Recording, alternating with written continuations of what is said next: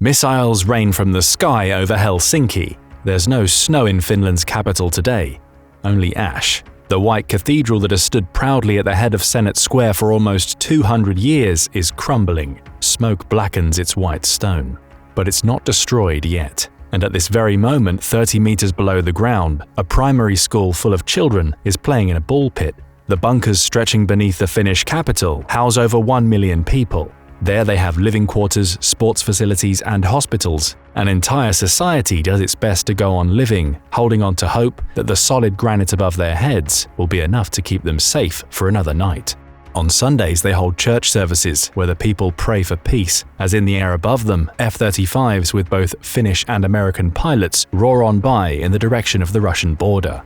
There are few countries in the world more prepared for war than Finland. Having gained their independence from Russia in 1917, the Finnish people have fought fiercely to hold on to it ever since. Under the cover of the chaos of World War II, Russia saw the chance to reclaim the country for themselves. Finland holds a key advantage in the north of Europe, which Russia was sorely missing. Taking the smaller country would give them much better access to the Baltic Sea, allowing their navy to attack much of mainland Europe uncontested. But the Russians really misjudged their neighbor. While they did eventually win on paper, hardly anyone would see the conflict that played out as a success for Russia. For every Finnish casualty, they took 10 Russians with them. The war was long, spread across 2 conflicts called the Winter War and the Continuation War, lasting over 4 years. And it badly exposed Russia's lack of preparedness and training, as well as Finland's fierce drive for independence and impressive military cunning. One of Finland's greatest assets was what drives a lot of fair-weather tourists away from the country today: the cold. -40-degree temperatures stepped in to defend Finland as the country plunged into icy conditions harsh enough to send anyone home in fear. But for the Finnish men who had spent their whole lives enduring and acclimatizing to life in the extreme cold, this was just normal weather. They had spent all their lives hunting animals in the snow, so a few slow-moving Russian soldiers weren't that much different. Finnish soldiers would whip through the snow forests on skis, conducting hit-and-run attacks and ambushing the narrow roads, blowing up bogged-down vehicles and leaving traffic jams for miles behind.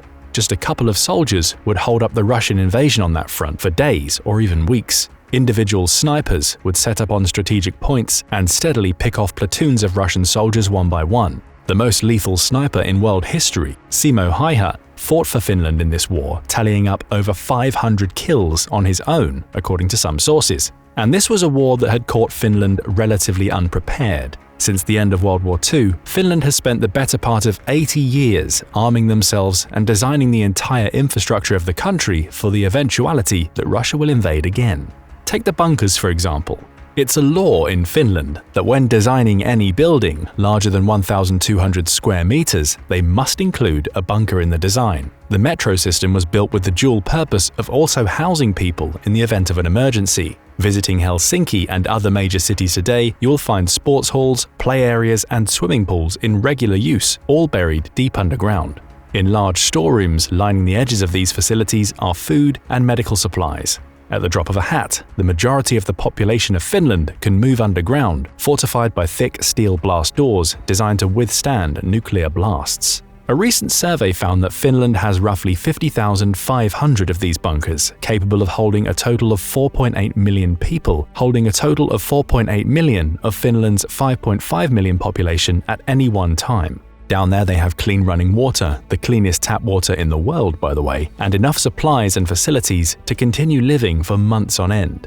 Above ground, it's a similar story. The infrastructure of the country has been designed with war in mind. One of the things that snared the Russians so badly in World War II was the country's terrain. Finland is almost entirely dense forest land. When it isn't a dense forest, it's a lake. Looking down at Finland from a plane as you come into land at any of its major airports, you'll see trees and lakes all the way to the horizon. Moving a large body of soldiers through it is therefore very difficult. You need roads and bridges. The Finnish people have used this to their advantage, designating an unknown number of bridges as ones to be destroyed in the event of a war. Any Russian tanks moving across the border would need roads and bridges to get around. Destroying and blocking key access routes would allow the Finns to funnel Russian troops into choke points littered with landmines and surrounded by Finnish soldiers trained in the art of ambush. But every war ultimately comes down to the warriors themselves. How does Finland ensure that it has enough ready hands to turn strategy into action? The Finnish military strategy relies heavily on its mandatory conscription system, meaning that every male over the age of 18 will receive a letter calling them up to complete a minimum of 6 months military training. Almost every man in Finland has experience using a rifle, digging a foxhole, planting landmines, firing RPGs, and the nation has a long list of reserve soldiers already earmarked for individual roles in specific platoons and battalions should the war break out. At a moment's notice, this small country can mobilize an army large enough and well-trained enough to stand toe-to-toe with almost any invader. At least they can at first. This is where the fundamental flaw comes in, and it's a flaw that won Russia the fight during the Second World War, and possibly the flaw that could see them eventually overwhelm Ukraine. Numbers. Russia, simply put, is an enormous nation. Finland's population is 5.5 million, while Russia's is 142 million. That's around 26 times the size of Finland's. No matter how much of a fight Finland puts up, Russia will inevitably have more soldiers to throw at the problem. There's only so long that Finland will be able to hold out against invasion under their own strength, but fortunately, they don't have to. As of 2023, Finland is one of the newest members of NATO. The North Atlantic Treaty Organization was formed in the shadow of World War II to protect Europe from ever plunging into war again. A small band of countries agreed that should one of them be invaded, the others would all come to their aid. Over the second half of the 20th century, this group grew larger and larger, and with the fall of the Soviet Union, it exploded in popularity, with many of Russia's former pawns switching allegiance in order to be guaranteed protection and independence by the bigger and stronger nations. And there is no nation in NATO bigger and stronger than the United States of America, but their pact with Finland goes beyond that. On December 18, 2023, Antony Blinken, the US Secretary of State, met with Antti Häkkänen and Elina Valtonen, the Finnish Ministers of Defense and Foreign Affairs respectively, to sign a defense cooperation agreement in Washington, D.C. Despite Finland officially joining NATO 8 months earlier, the US was keen to create a direct agreement with Finland on top of their NATO alliance to strengthen the two nations' bond even further. This DCA was put in place to regulate the presence of US armed forces and the activities of US suppliers on Finnish soil. It means that the US will have access to 15 military bases in Finland where they will be able to station their own troops. This will act as a major deterrent to Russia. If they invade Finland and kill US soldiers in the process, then that will constitute an act of war, not just on 5.5 million Finns, but also 333 million Americans. And trust us, those Americans have a lot of guns. Since 1982, no US president had visited Finland for the sake of visiting Finland. Bill Clinton and Donald Trump both visited during their presidencies, but for the express purposes of holding meetings with Russian leaders Boris Yeltsin and Vladimir Putin. Yet in 2023, Joe Biden made the express point of visiting Finland to meet with Sauli Niinistö, the Finnish president at the time, and other Nordic prime ministers. The US is keen to show very publicly how much they support Finland. So what are they doing behind the scenes to help bolster Finnish defenses? For years, the Finnish Air Force has relied on a modest fleet of McDonnell Douglas FA-18 Hornet jets to defend their skies. Like all military vehicles, these have a shelf life and are due to be retired by 2030. In their place, Finland has been putting in orders for a fresh batch of the US's crown jewel of aerial combat, the F-35. These should start arriving in 2026, initially starting off their service period in the frozen north in Lapland, where much of Finland's key air bases are housed. These jets won't just be delivered to Finland, however. They are set to be built there in a new facility, all bundled into a multi-stage $9.6 billion deal between Finland and Lockheed Martin. Before signing off on the deal, the Finns needed to check that the F-35s would be able to function properly in the Arctic conditions. They ran extensive flight tests, including landing the jet on stretches of highways, to make sure that they could cope with the extreme conditions and prolonged periods of darkness in the winter months. The jet is equipped with an infrared 360-degree view, where the pilot's helmet can allow them to literally look through the floor at what's below them with total night vision clarity. The fact that the jet succeeded was a huge coup for the nation. The F-35 is the most advanced jet in the world, a true all-rounder capable of dogfighting with the best of the best, as well as performing ground operations. It's coated with radar-absorbing paint, which makes it virtually undetectable to radar and can fly at over 1,200 miles per hour. It feels like it's anywhere and everywhere at once. Incredibly difficult to fight against, and with the most advanced targeting systems in the world, it's deadly accurate when it does suddenly appear. A fleet of 64 of these is nothing to sniff at. But when compared to Russia's fleet of 809 fighters with an estimated 526 in active deployment, we see again the inherent disadvantage that Finland faces.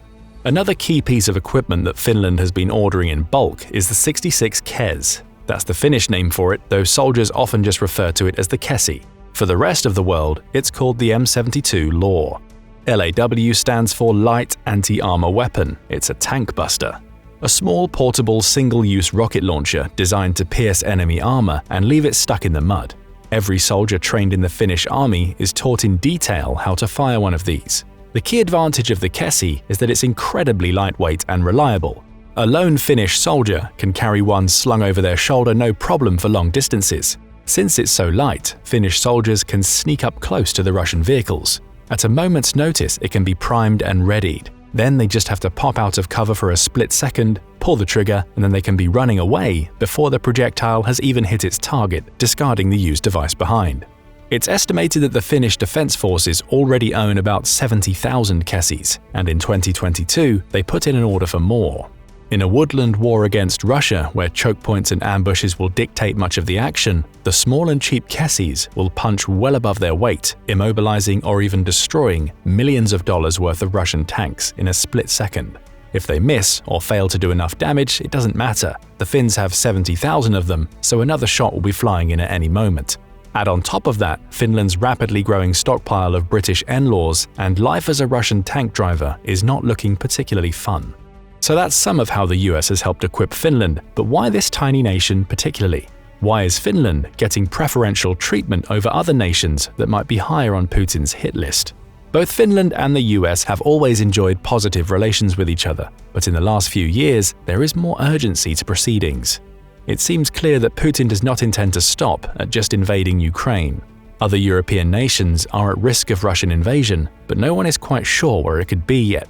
The Baltics, Poland, Moldova, Georgia, and Kazakhstan are all at risk as they fall outside of NATO membership. Where Russia will attack next is anyone's guess. But if Russia does decide to invade a NATO member, then Finland will be near the top of their list. The Arctic Circle is an evolving battlefield. Years ago, the polar region was virtually off-limits. It was inhospitable for ground forces. Naval vessels would be trapped by shifting bodies of ice, and aircraft would struggle to operate in the harsh conditions and travel the long ranges needed for military strikes. The effort was not worth it. But with climate change taking hold, new shipping routes are opening up through the Arctic ice. Military technology has advanced to the point that a lot of the barriers to Arctic weather that once existed can now be overcome. Russia is no longer relying solely on the Baltic Sea to get a foothold in attacking Europe from the north. Now Putin will have the option of launching attacks across the Arctic at both Europe and America.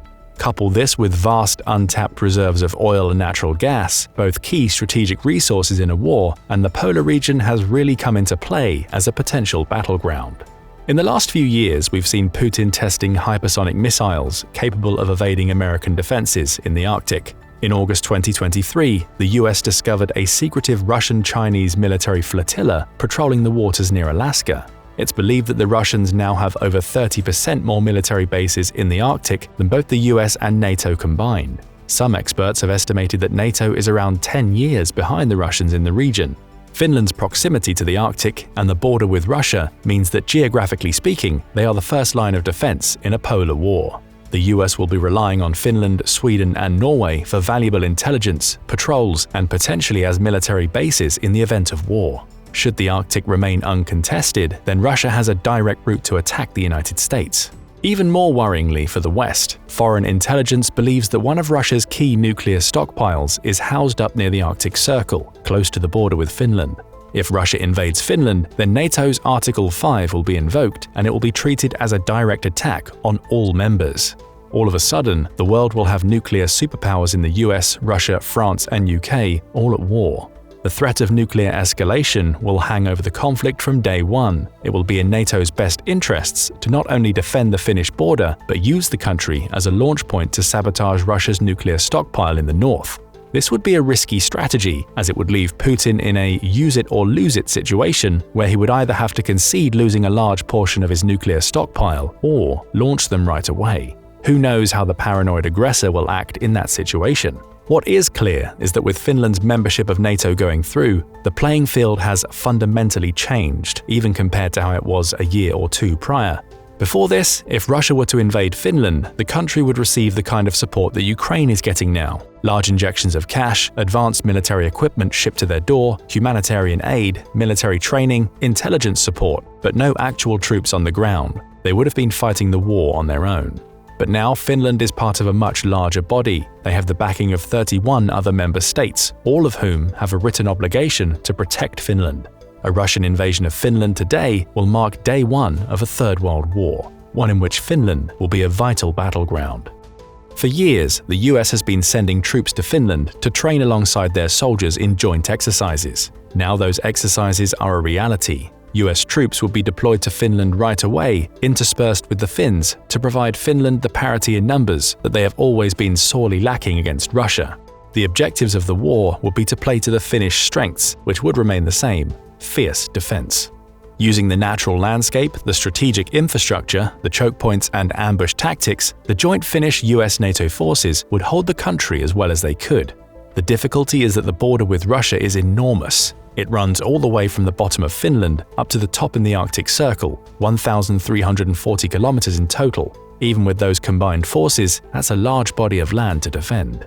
Therefore, the Finnish strategy from World War II of sending out fast mobile soldiers on skis to do tactical strikes would be adapted for the modern age. Instead of men on skis, this would now look like F-35s racing across the border into Russian territory to carry out targeted bombing runs, taking out key resource stockpiles, military bases, and key infrastructure like railways and roads. As the Russians would try to work their way across the border into Finland, they would get bogged down in the woods and find that they were being cut off from behind, losing access to reinforcements and vital supplies. Meanwhile, the Finnish people would be hunkering down in bunkers to prevent the same tactics being used against them. Meanwhile, the US and NATO, including Sweden and Norway, would be conducting operations across the Arctic Circle, looking to take out Russia's nuclear submarines that are believed to be operating in the region, as well as eliminating their naval presence. Finland does not have a large navy at all, just 4 small attack vessels, all of which operate off the south coast of the country in the Baltic Sea, so they'll be relying on their foreign allies in this instance to protect them in the north. Thankfully, a threat of invasion from Russia in the northern half of the country is not so likely. This part of Finland is even more sparsely populated than the south, meaning almost all of it is dense forest. Moving through the region would be slow. In summer, the Russians would have to contend with the lakes getting in their way. In winter, these would freeze over, but not enough to support the weight of a tank, and soldiers would then have to deal with the extreme winter temperatures. As we mentioned earlier, Lapland is home to much of the Finnish Air Force as well, so while there would be fewer troops on the ground, there would be regular aerial patrols that would very quickly spot a large body of warm soldiers or vehicles moving through the area. From that point, the Russians would be sitting ducks for bombing runs. The final strategic advantage that Finland has, and one of the reasons that Russia invaded in World War II at all, is the nation's proximity to Russia's major cities.